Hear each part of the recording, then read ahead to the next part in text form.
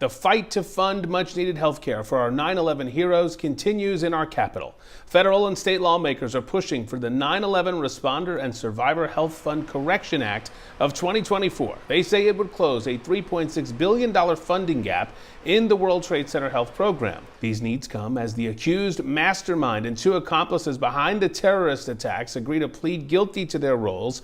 According to letters sent to victims' families, defense lawyers requested the men receive life sentences.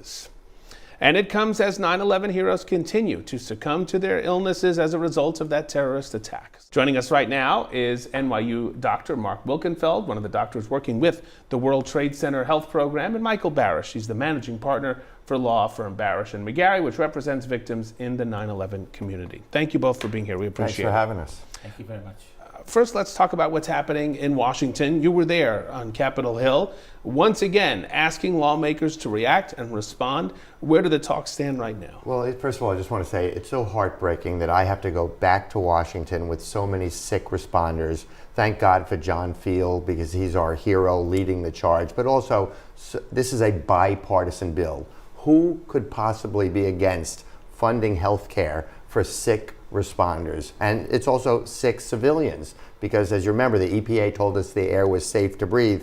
Wasn't so safe. So not surprisingly, we're seeing so many former school children, downtown residents, and office workers. They're coming down with the same illnesses as the first responders. So it's sad that we have to be back down there, but thanks to Senators Gillibrand, Schumer, and the Republicans in the New York area, I am very confident we're going to get this additional care, because it was a promise made to us by our government when they initially told us the air was safe.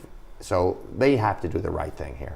Dr. Wilkenfeld, you see it every day, to this day, correct? Yeah, I've been seeing it for 20 years, unfortunately. I've seen well over 1,000 responders and survivors. And to me, as a doctor, as not a politician, it doesn't make any sense. These are people that they selflessly, the stories that they tell, they selflessly went down.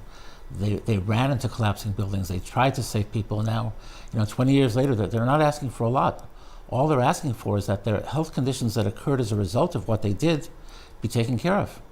Doctor, are you still seeing new illnesses and new patients? That's a very interesting question. So we see illnesses. There's a list of conditions that are covered. There's a procedure to add covered conditions. We've done research, for example, on neuropathy, on nerve damage. We showed that nerve damage is covered, and now we're trying to get that added as well. But we see new conditions. There's a lot of research going on, and you see unexpected things. I mean, Rich, they've now added 69 cancers as presumed linked to the World Trade Center toxins. So it doesn't matter if you have breast cancer and you think, oh, it couldn't have been related to when I was down working at Goldman Sachs or on the stock exchange or as a first responder. If your mother had it, it doesn't matter. There's a presumption linking breast cancer, prostate cancer, skin cancer, and 66 other cancers. And don't feel guilty about taking away from firefighters and cops, because the Victim Compensation Fund, which awards compensation to people with certified illnesses, has been fully funded and extended until 2090, by the way. I want to ask you both your opinions on the talks of the plea deals that came down this week. Tell us your thoughts on that. So not a day goes by, Rich, without two of my clients dying of 9/11 illnesses. 9/11 didn't end on 9/11. For the 9/11 community, we continue to get sick. We continue to die every single day. And when I say we, I'm a member of the community. I was just 2 blocks from ground zero, and I'm a prostate cancer and skin cancer survivor. So I was outraged. There should be a trial so that there can be closure by the people who lost their loved ones, not just on 9/11, but for the 6,000 plus people who have died of 9/11 illnesses. And it feels like the rug has just been pulled out from underneath us, and now we're not going to know the facts.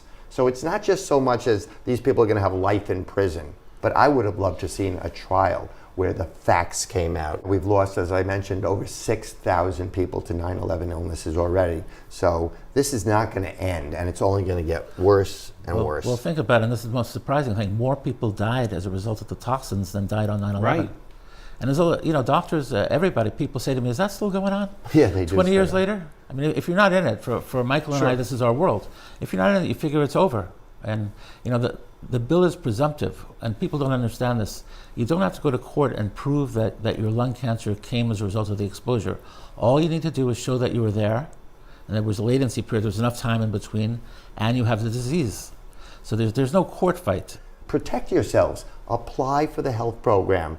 Apply to the victim fund. Don't leave it to your families to do it. Don't wait until you get that diagnosis that you've got a terminal illness. The reporters only talk about it usually around 9/11. Right. So that's why I thank you again for covering the story. Michael Thank Barasch, you so much. Dr. Wilkenfeld, we appreciate it. Thank you both for what you're Thank you doing so and for much. being here.